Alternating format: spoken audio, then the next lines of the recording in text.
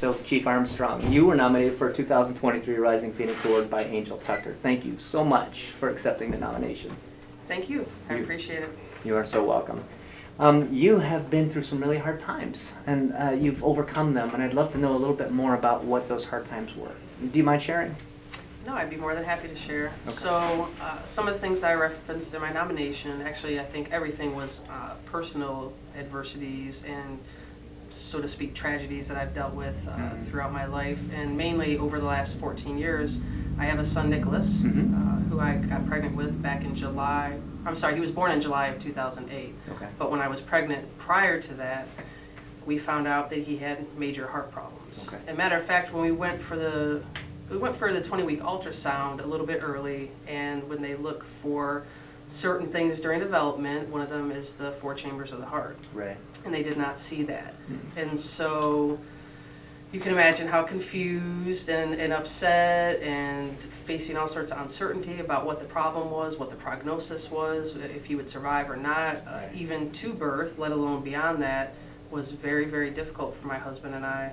And we left that appointment knowing there was a problem, but not knowing what the problem was or the true extent of it. So then, you know, they schedule you with somebody else. So you go back in and you see, it was another, or it was a doctor, but I forget what kind, and he didn't really know. He wasn't a cardiologist. He was maybe, I don't know if it was a neonatologist, but some medical doctor that had some limited experience, and he looked at it. And of course, these appointments are probably weeks apart. So we're waiting probably 3 weeks. Nothing scary about this to at all. get in there. Right. Right. And so all these things go through your head. And so we got to that other appointment. It didn't get better. So that doctor actually made things worse by looking at it and saying, well, I mean, to paraphrase what he said, I don't know what's wrong, but you probably should consider having an abortion. Oh, shit. And I'm like, I asked my husband, I go, you need to remove him from the room right now. I can't do this right now. Like, how would you ever say that to basically a grieving mother who doesn't know what's wrong with her baby?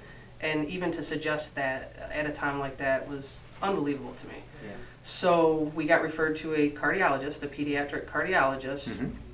And really, he was a godsend, because I told my husband, if we go in there and if he says anything like that, I don't know what I'm going to do, you know, because it had been so difficult. And we went to the cardiology appointment. They did a fetal echo, and they were able to look at our son's heart and check some of the other structures. And what they determined was that he only had half of a heart. Okay. So only half of the heart had developed.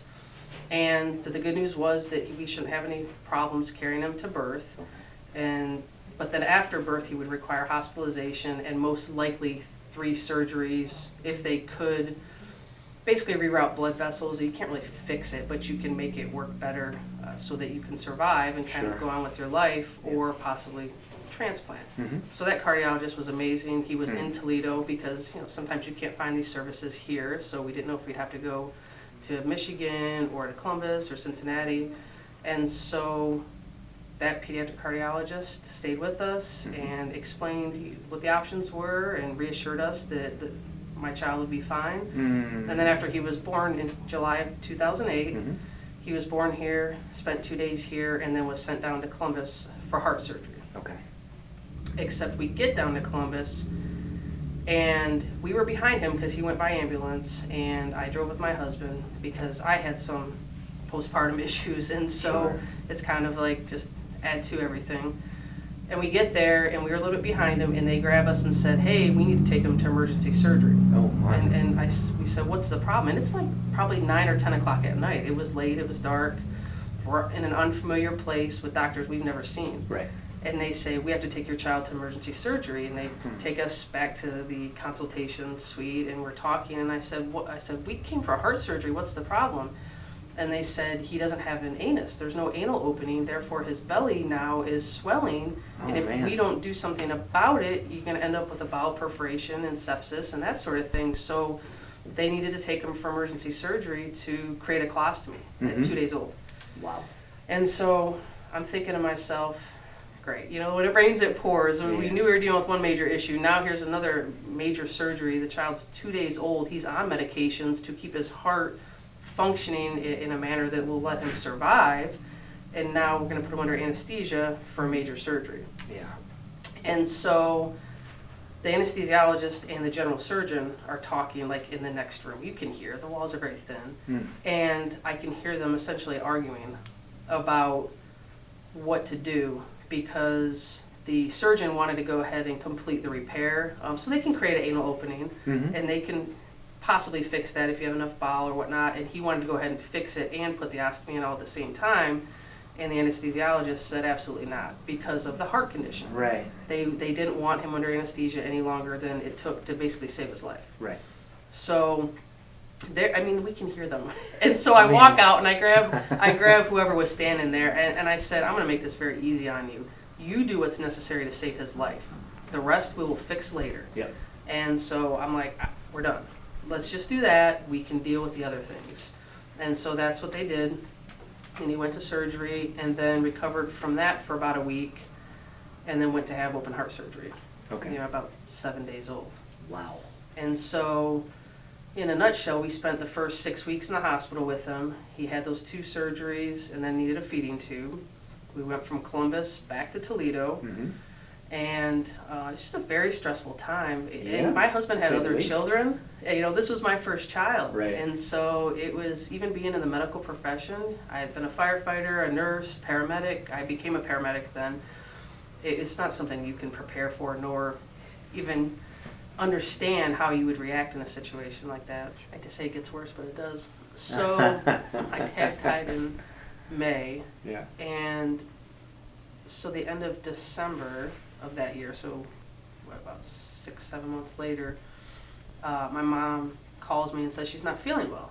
And again, everybody had COVID at that time. I thought she had COVID. The hospitals here were full. It was really difficult for us at EMS to transport people and get people care because everything was full. And I was sick at the same time. So I'm like, oh, she probably has COVID. And I didn't want to go over there because we were both sick. And I called my brother, who's not really well equipped to deal with medical stuff. It's just not his forte.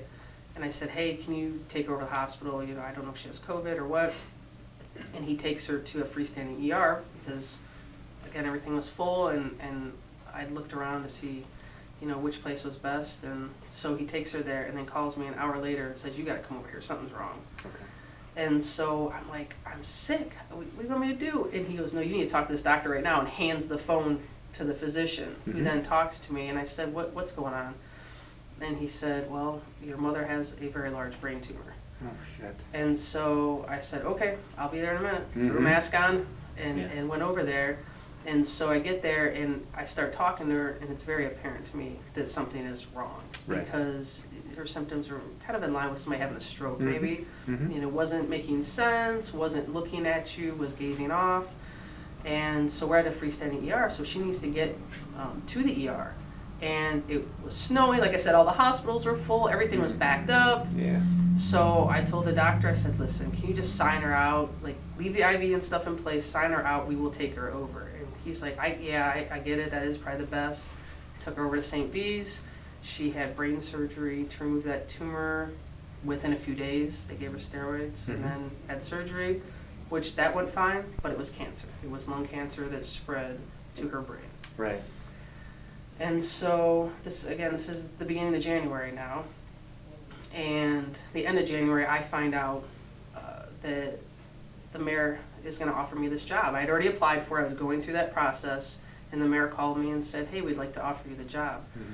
And so it was one of those things where I'm like, do I do this or not? I have all this stuff going on in my personal life, and it doesn't seem to get any better. Yeah, one It's thing just after kind of another, how it's been. And I said, can I devote myself to that and this job and this position? Because if I felt that I could, there's no way I could accept. But my husband retired prior to that. He had been a firefighter for 33 years. And so had a conversation with him. I said, listen, I want to take this job. What do you think? I mean, I would like you to stay home so you can be that rock and you can be the person that's home with Nicholas and that's, there for these other things, and so I can work. And he was like, absolutely, that's great.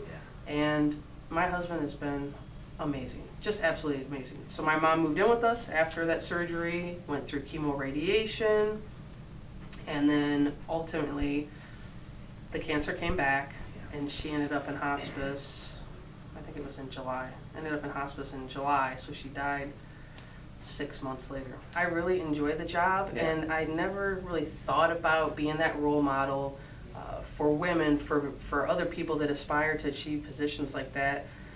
That didn't really cross my mind when I got into this role. But Yeah, it's not why you did it. No, people come to me, and at first I felt a little strange about it because Yeah. I'm like, I'm just a normal person just like you. But it's humbling that people see something in me that makes them reach out and say, you know what, good job, or you know, we saw you do this, and that's great, and it really impacted my life in this way or that way. I never looked for that, but I'm happy that I can be that person, and if I can help inspire people to do something or help somebody through a rough time or whatever I can do to help somebody else, I want to do. Yeah. Sure, you've taken a lot of these experiences and the things you learned through your own personal drama and trauma and growth. How are you applying those in the job? So how I apply those in the job is, you know, being a better listener, right? And that's a huge part of being a leader. And sometimes in this fast-paced world, in this fast-paced industry like the fire service, we forget that, you know? And I've dealt with those people, and, you know, it's not necessarily their fault. Like I said, we're trying to solve a problem and move on to the next problem. Sure. And so for me, as the chief and the head of this department, I want to take the time to listen to people. First of all, what they have to say. We have a lot of smart people in various roles, and obviously all of us are smarter than one of us, right? And so Right. trying to listen and take ideas and see if they can be applied to the department to make things better. Being a more empathetic person, you know, not being so quick to pass judgment on somebody, because who knows what they're dealing with. Right. We don't know the suffering or the grieving that people are doing in silence. And so trying to stay positive, not jump to judgment, to be empathetic, be supportive, but yet make decisions, right? It's a delicate balance, but I feel like all of my personal experiences and then some experiences at work have all combined to just make me a better person to be able to do those things and be an effective leader.